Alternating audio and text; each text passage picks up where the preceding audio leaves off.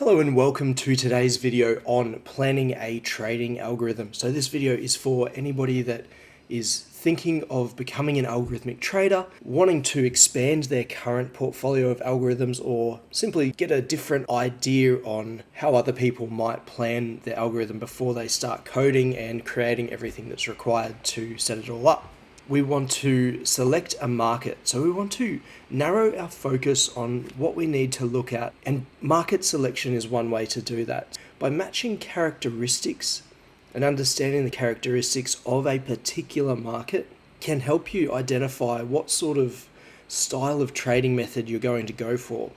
For example, Forex markets often fluctuate up and down on a very similar price range, while indices have a bias towards long positions.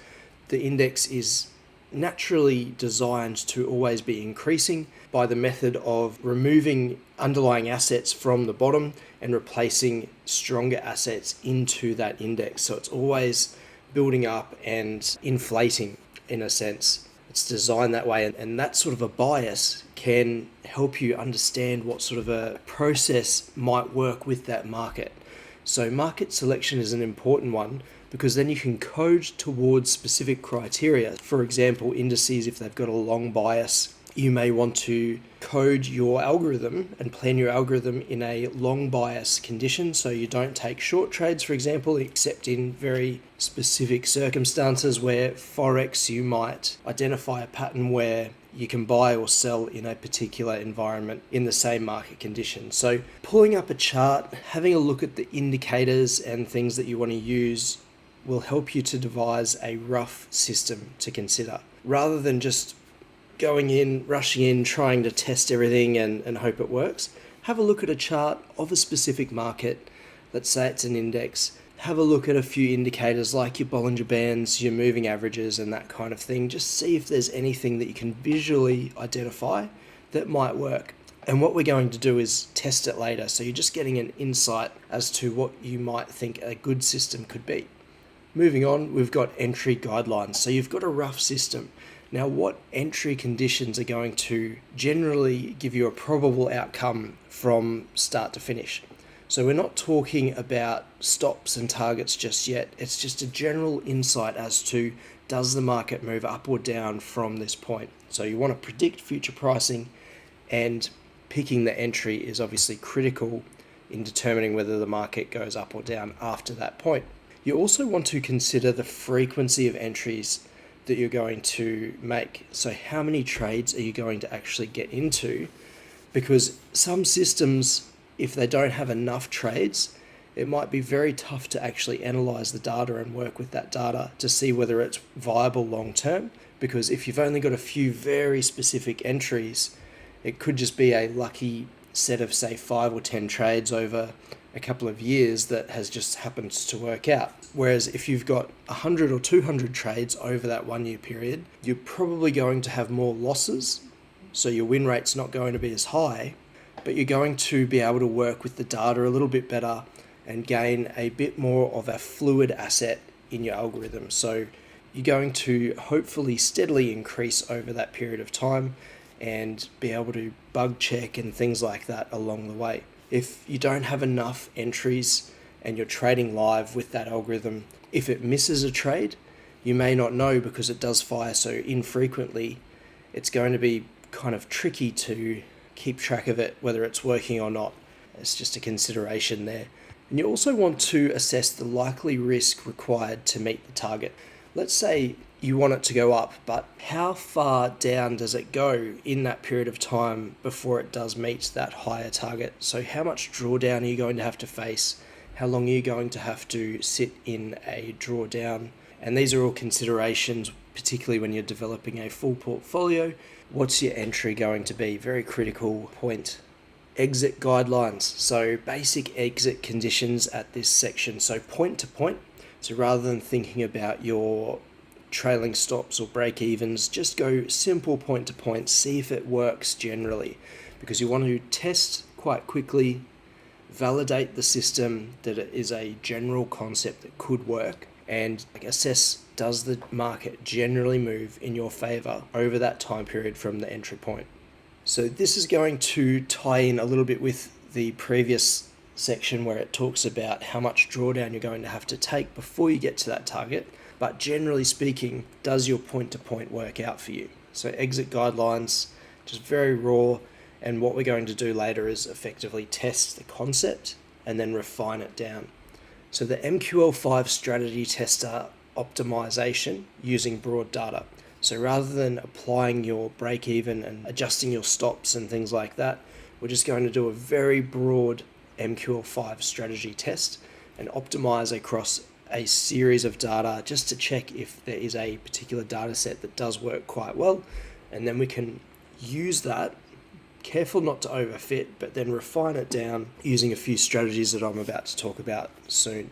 So we're going to obviously guide our decisions based on those broad outcomes and use a forward test feature to check the fortunate timing rather than consistency in the system, because you could have a period that's very good and then it has a very poor period, but if that's all in one set, it may still show as quite a good system and the drawdown doesn't look that bad. But if you split it up and you forward test from the 0 point at a few different locations, you're going to see whether all periods or most periods that you test against are profitable or not. And that's going to help influence a better decision as to whether you want to run that algorithm, stay in the drawdown for the periods that are outlined in the tests, and getting a guide for what's working. Once you've got the basics down and you've got some parameters that generally work, we're going to now adapt. Like a creature going from the ocean to the beach, it's now a land creature. It's going to adapt and adjust the parameters so that it can survive in the market longer term and perhaps reduce some of that drawdown risk. So obviously being careful not to curve fit in this situation. So you don't want to refine it down to the point where it fits all of your previous data. In future, it's probably going to be completely different. So don't curve fit. Just try and bring a broad outline that works in multiple market conditions, or at least in those market conditions you don't want to trade. You filter it out somehow using indicators or price points or something along those lines. So adjusting your parameters to suit, adjusting your advanced exit conditions, and testing whether they work better or not. Some systems will work better just raw, not bringing your stops to even or anything like that, while others may reduce the drawdown levels and losses in a row by introducing something like a stop to break even or trailing stops as the market moves in your favor. This is where you can kind of test whether adapting your risk strategy will improve the system or not. So again, testing these parameters across a series of timing points in the market. So what makes a good algo?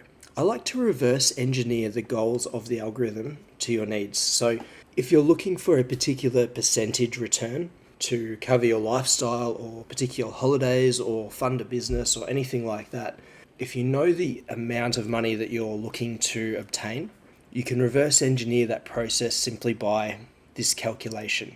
And what that does is, over the period of a month, if you hit that percentage, how much money would you need to basically achieve that income goal?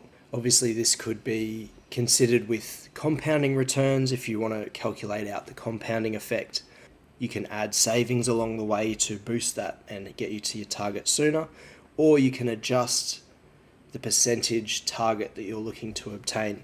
Just remembering that the higher percentage return, generally the higher the risk, and the survivability of an algorithm is what gets its value from, because then it can compound, grow, you don't have to stress about it. So keeping it as safe as possible is often a very good approach.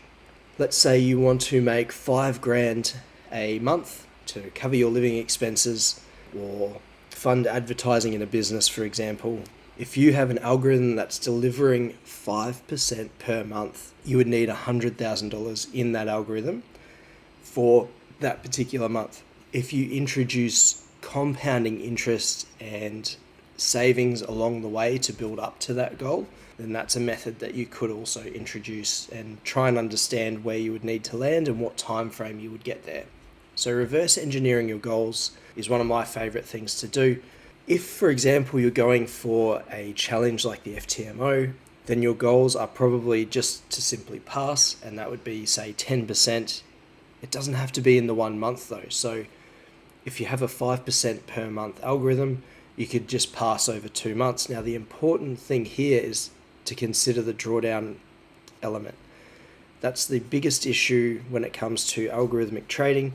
You've got to code in the risk parameters so that your algo doesn't drop below the drawdown requirements for the day or the total.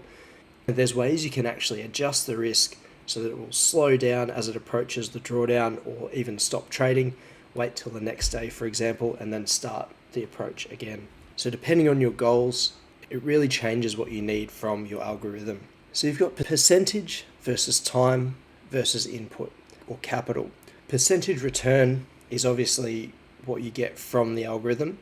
Time is something such as your compounding. Is it a monthly return? Is it 6 monthly? And how often are you adding savings or capital? And what's your starting capital? So all of those things are important when calculating and reverse engineering your goals. To create a portfolio of algorithms, rather than just relying on one strategy or system, you can actually refine your algos to specific market conditions. The issue with that is they'll stop trading when the market is in, say, a bearish market if you've got it coded to only trade in bullish times. If you can create a negative correlation with other algorithmic systems and they're trading at the same time, you could effectively have two systems running and they're hopefully going to have a negative correlation to each other. So one might be in a bit of a drawdown while the other one is holding you steady. Now that can help to influence the drawdown for your FTMO challenges, and obviously it provides a layer of safety for your personal trading if that's what you're doing and you're trying to veer away from further risk. The only issue, of course, is if the market does change and they become correlated systems, it's going to double down on the potential drawdown. So it's got to be very calculated and planned out.